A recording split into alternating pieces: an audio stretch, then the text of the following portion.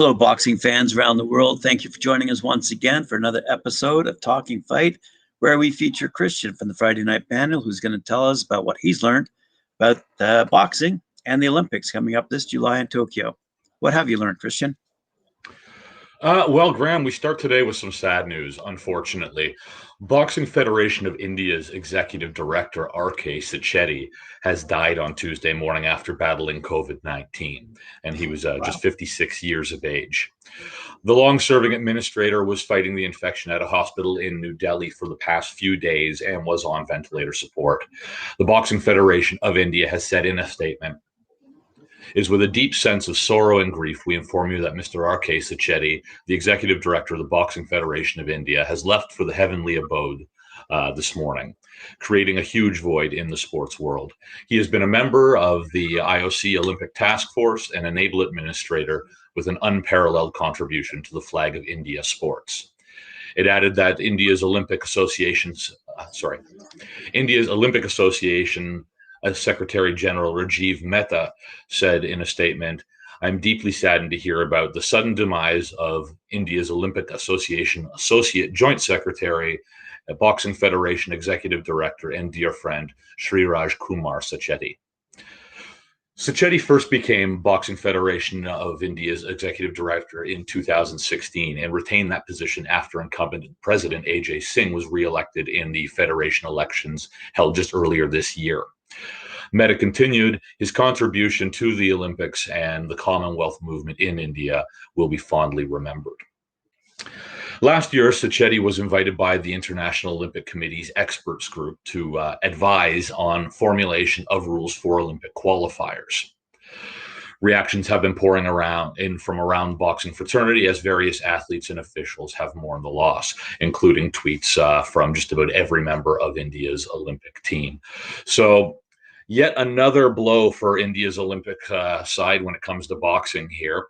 And I think it's pretty safe to say at this point, with everything that's been going on with the Indian team, that whatever their Olympics were going to look like prior to COVID, even with the rescheduled Olympics, we're not going to be seeing the best of what we might have seen out of India.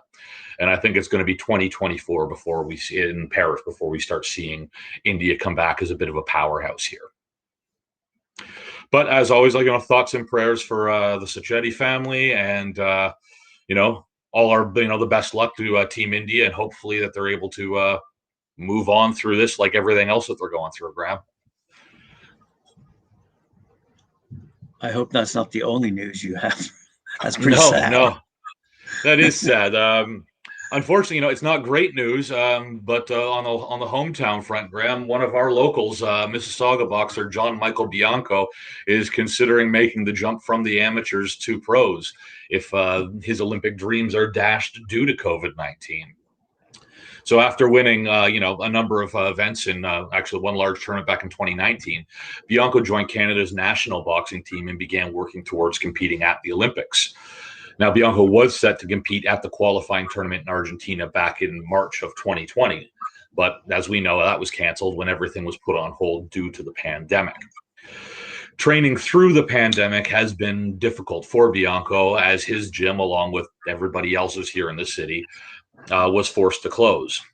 However, he was able to come up with some creative ways to keep working on his skills through that time. He says, "When the pandemic first started, my coach and I were training in a parking lot because all of the gyms were closed. Now, we were doing that for most of the summer months, and my training mainly consisted of that, plus a lot of running. Now, in September, when things began to open up again, and it appeared that we were on the verge of returning to normal, Bianco was able to get back into a more structured training routine, albeit briefly, saying, in the fall, I was able to get back for the somewhat regular conditioning program for a few weeks.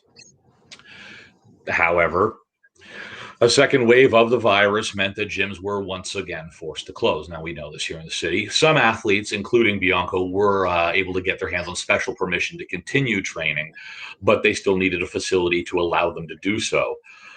He says that, with all the restrictions in place, it's been really tough to get into any gym.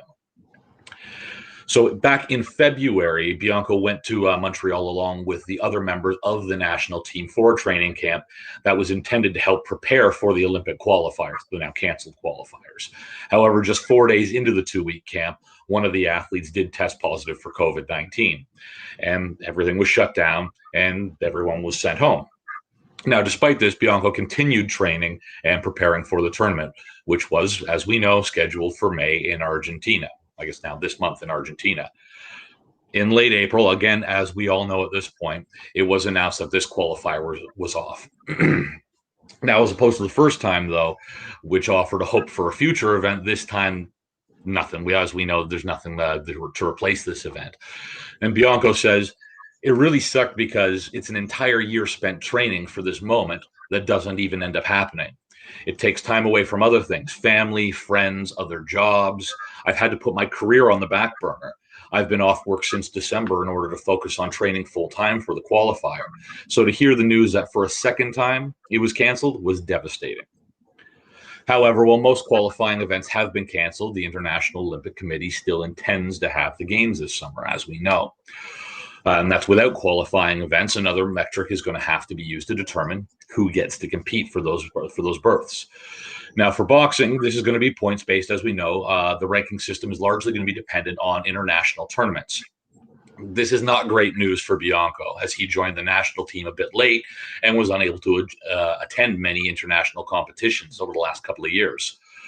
He says of this, I was only able to compete in one tournament, and that tournament I went to isn't even part of the rankings. So while Bianco does hope that his current rankings and standings will earn him an invite to compete at the Olympics, he's also prepared for the possibility that he may not.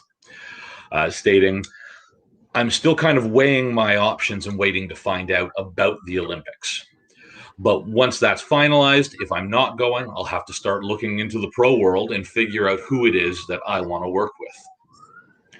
So at this point in time, it's not looking particularly hopeful for Bianco, and he says if that's it, that's it, and we can look forward to some pro bouts. He's saying within the next 12 months, he's hoping to get onto the pro circuit. But we lose another one. I was going to say, you got a fire going on down there. Anyway, I was just going to say, I mean, Queen Street. He and numerous other amateur boxers who don't have a hope in hell of hitting the podium should be considering a pro career. But how are they going to do that? What are their next steps? It's not like there's agents, managers, promoters looking for new boxers who may or may not be qualified to go to the Olympics. Anyway, do you have other news? Well, I mean, I think this actually circles back around to what you were talking about this past Sunday. On the special episode that you ran with Rob Gorey. And it comes down to, how do you promote yourself? How do you take advantage of modern technology in order to promote yourself, to make that jump from amateurs into the pros?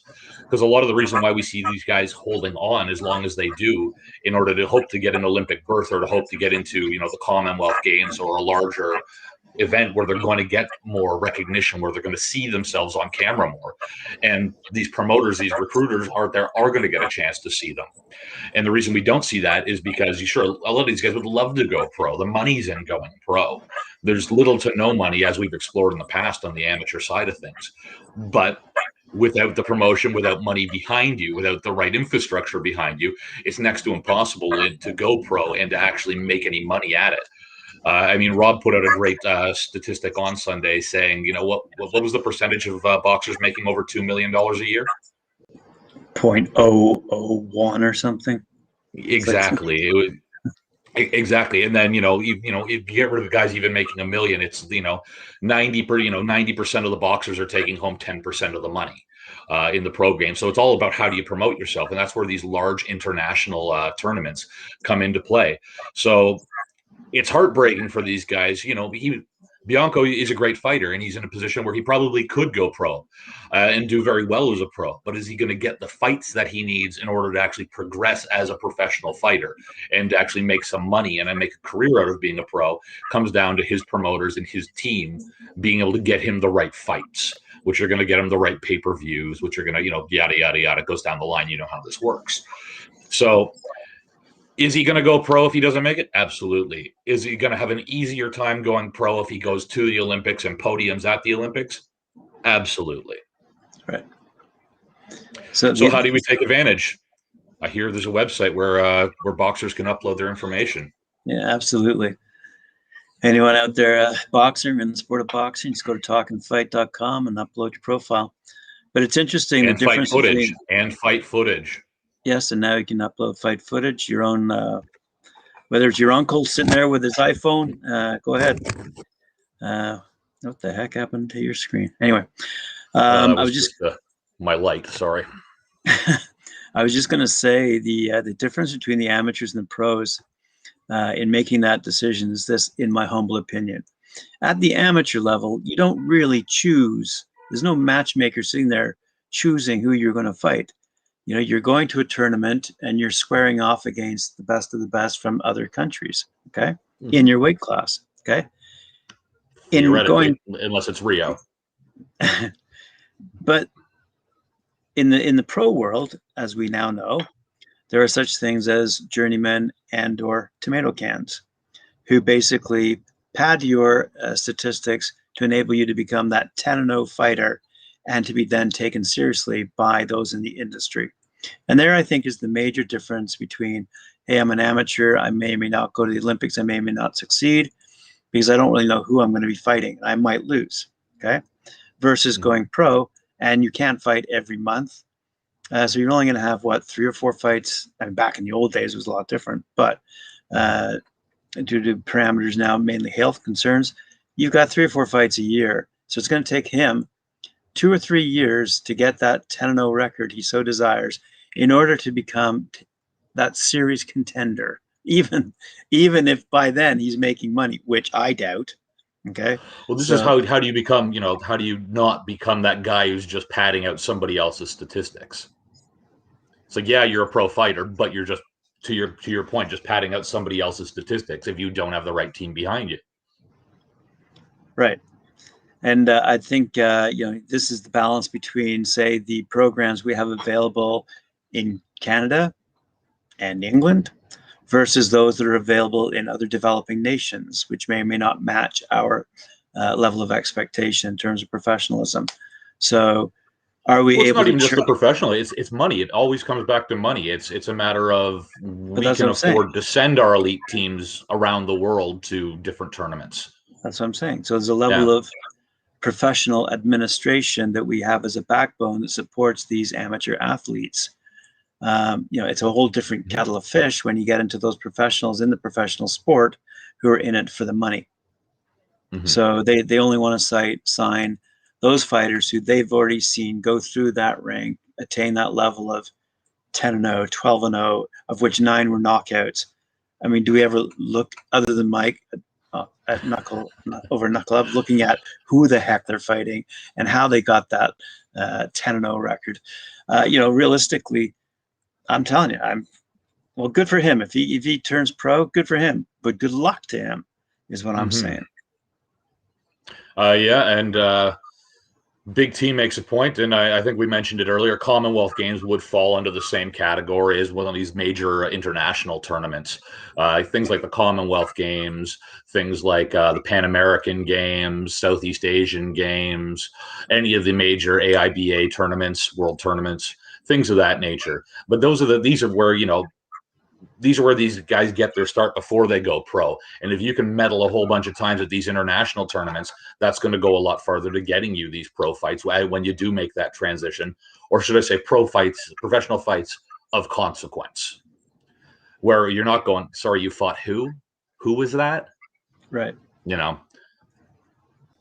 And as with any other talent-based industry, whether it be music, film, fashion, there's not enough professional managers, agents, and promoters out there to support the number of trained men and women who can transition from, let's say, the amateur, I'm doing something I just love to do, to being paid to do it.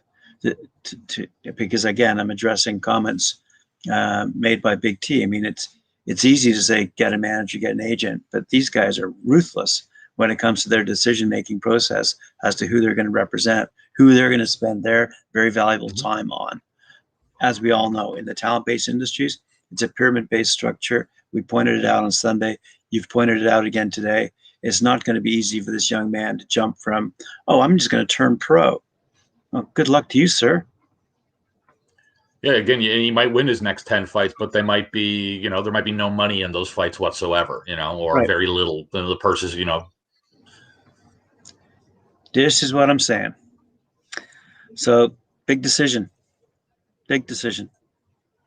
So well, hopefully his rankings carry him through to Tokyo. He's not off the table yet. Bianca's not completely off the table yet. It's just, but we're waiting to find out what's going to happen with him.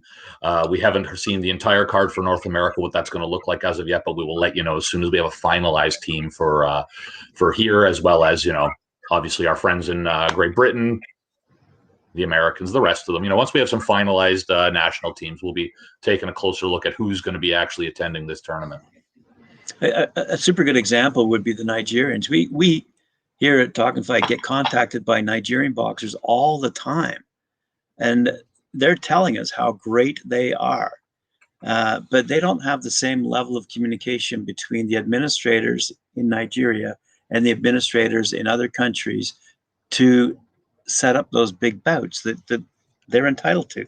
Well, in their opinion, they're entitled to. So, there's a good example where you've got a huge nation, huge population of boxers, yet do they get the recognition they deserve? In their opinion, they don't get that recognition because they aren't able to fight well, with the exception of a couple of recent fights where we saw a couple of Nigerian boxers do incredibly well, who were featured on our knockout episode on Sunday, a couple of Sundays ago. But anyway, I digress. This is supposed to be about the Olympics. I apologize. We're getting a little bit off topic here. No, not really, but that's it then. That's it for me. I'll shut up. No, and that just about does it for me today as well, Graham. We'll obviously scan the headlines in the morning and see what we come up with. So hopefully something a little bit more positive. Hopefully an announcement saying that Bianco is going to get his Olympic berth, and I'll keep you guys posted on that, like I said, and we'll go from there. It'll be interesting one day to see if answer me this. Is there a listing right now of qualified Olympic boxers who have that berth? Well, depends. I mean, in Africa, yes. In Asia, Oceania, yes. Europe, no, because there's still theoretically a qualifier that's going to happen in Paris in June, and they're still tallying what's happening here in North America. So we haven't seen the final numbers for who's boxing from North America yet. So we haven't seen the National Olympic Committees haven't all weighed in with their announcement as to who they're sending. So the IOC may have been in touch with the Canadian Olympic Committee, for example. They haven't released their final numbers yet, if they have been in touch. I don't think those announcements have been made yet, though. All righty. Well, that wraps us up for today then. Thank you. My goodness, the comments are coming in fast and furious. Thank you very much, guys. Have we addressed everything? I think so. I think we've addressed all your issues. And thanks very much for the report, Christian. Appreciate it. Big T, Christian and I spent a lot of time in Ghana. Mm-hmm. And yeah, we wish that I think we pointed out, was it yesterday we were talking about Ghana or the day before? We mentioned that the Ghanaian national team is stepping up their preparations and that they're going to be training for 4 weeks in June in Inawashiro, Japan, and the 4-week lead up to the national event. And they've already got the Ghana team already has three qualified, and we're waiting on and hoping to qualify 2 more based on their rankings. There was the first female looking to qualify as well, and there was some weirdness going on there, but I'm going to follow up with next week. No, I thought that was Uganda. All right. No, that was Ghana. All right, cool. Yeah. More to report on as we move forward. Thanks very much. Appreciate it, Christian. And thanks very much. Good viewership for commenting. Appreciate it. And we'll see you tomorrow. We'll talk then.